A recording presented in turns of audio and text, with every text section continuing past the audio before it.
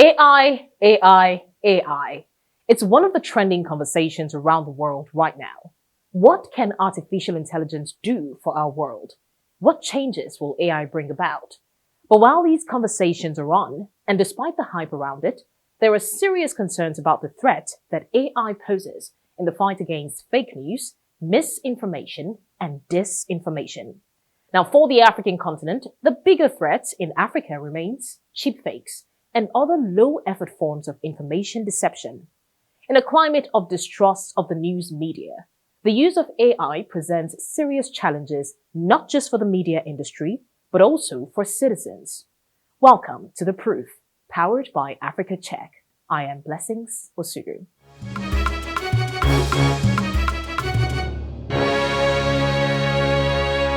Africa Check spoke to an expert in disinformation and AI technology about the future of artificial intelligence, what tools are being developed to detect it, and what we should and shouldn't be worrying about in 2023 and beyond. Joining me now to dig into this is Africa Check researcher Kirsten Kosser. Kirsten, good to see you again. Now, Kirsten, where do we even start this conversation from? What exactly is artificial intelligence about? Let's start with deepfakes. So deepfakes are videos that have been digitally manipulated, often to combine or create human faces and bodies. So to look into this, I spoke with Jean Leroux, who's a research associate at the Atlantic Council's Digital Forensic Research Lab. And he told us that this audio-visual manipulation exists on a spectrum. So at one end, there are true deepfakes, which are realistic and still require quite specialized tools to be convincing. And at the other end are quicker, easier to make cheap fakes.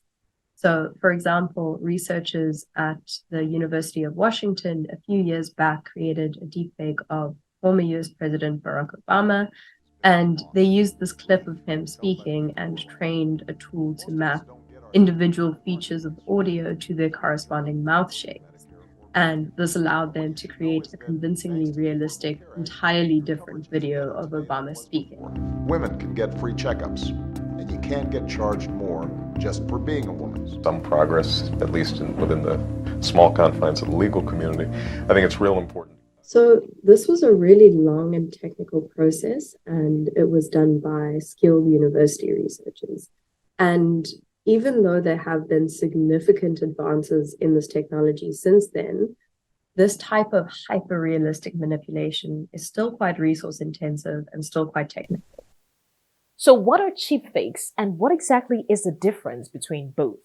So cheap fakes are much less resource intensive, but they can still very easily be used to mislead people.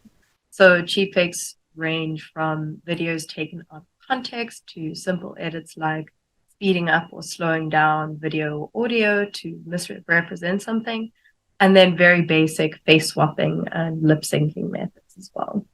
What Leroux told us was that a fake video being completely convincing isn't really as important as you might think. So, for example, a video shared on social media in March this year showed South African President Cyril Ramaphosa giving an address where he announced some very controversial changes to tackle the country's energy crisis.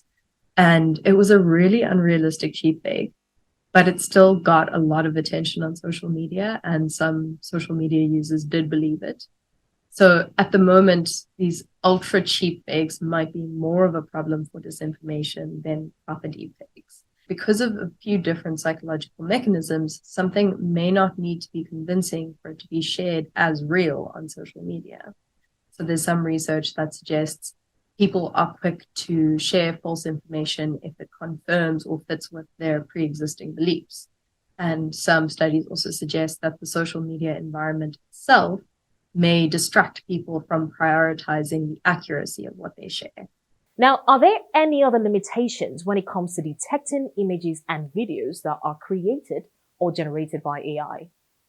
Yes, definitely. So another limitation is that these detectors have difficulty identifying AI-generated images that are low quality or that have been edited. So when images are generated, information in each pixel contains clues about its authenticity, But if these are changed, so for example, by lowering the image resolution or by adding grain to an image, then even images that are very obviously fake to humans can fall with software. But experts say that actually the core of the issue is that the nature of detecting AI-generated content means it's always going to be this game of cat and mouse. Detection tools will always need to be reactive, constantly adapting to the advances made in image generators. So can we say that the lack of public awareness of deepfake technologies is one of the biggest challenges in the fight against disinformation? So a lack of public awareness has been identified as a challenge. There isn't much research on this in Africa. There was one recent survey of 800 people in 5 African countries, so South Africa, Botswana, Egypt, Kenya, and Mauritius, and it found that around half of respondents were unaware of deepfakes. The cybersecurity awareness company that conducted the survey said participants did have some awareness of visual disinformation in general. So 72% said they didn't believe every photo or video they saw. But the remaining 28% believed that the camera never lies. So this suggests there is some vulnerability to this type of deception. But on the flip side, public awareness also poses a challenge here. So a 2018 research paper spoke about what they called the liar's dividend, which is this idea that the more people are aware of AI and its ability to generate convincing content, the more people might doubt the authenticity of something real.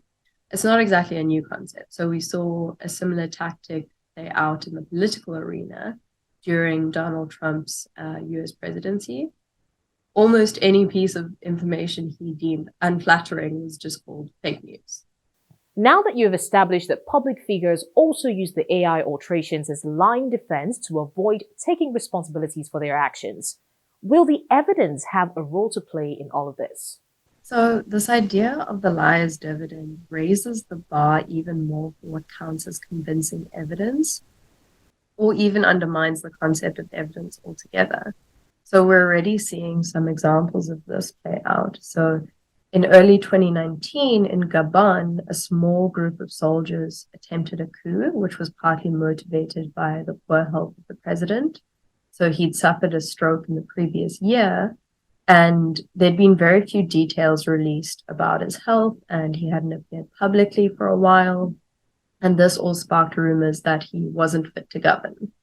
And when months later, he finally released a video addressing the nation on New Year's Day, people could see there's something off. The president looked very different from how he had in previous appearances. There wasn't much movement in his face and a few other details. And experts said these features are consistent with the appearance of someone who's had a stroke, but they also led some to speculate that the video wasn't authentic.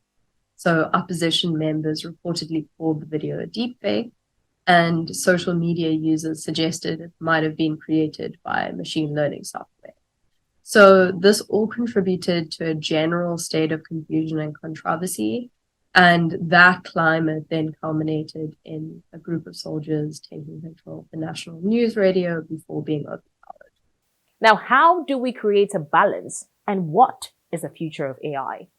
So all of these products, deepfakes, cheapfakes, everything in between, they're all becoming part of the wider disinformation landscape on the continent, especially as AI technologies become more accessible and less resource intensive. And the public is going to, at some point, have to face this issue of the erosion of the concept of evidence as we know it. But it's also important to balance these fears with an awareness of current threats. AI is just one in a long list of tools used to mislead the public. Well, thank you very much, Kristen, for being here today. As we conclude today's episode, we should all know that videos and pictures can be easily manipulated. They can also be realistically created using new technology, making people appear to say or do outrageous things. You can detect this when you have an open mind and you check twice before you believe or share anything. You can find more information on how to identify deepfakes and chipfakes by visiting africacheck.org. If you have any comments or a claim that you want us to fact check, tweet at us at africacheck_NG. Follow News Central on all our social media platforms. We are at News Central TV. And you can also check out our website, www.newscentral.africa. Thank you for watching. I'm Blessings Masudu.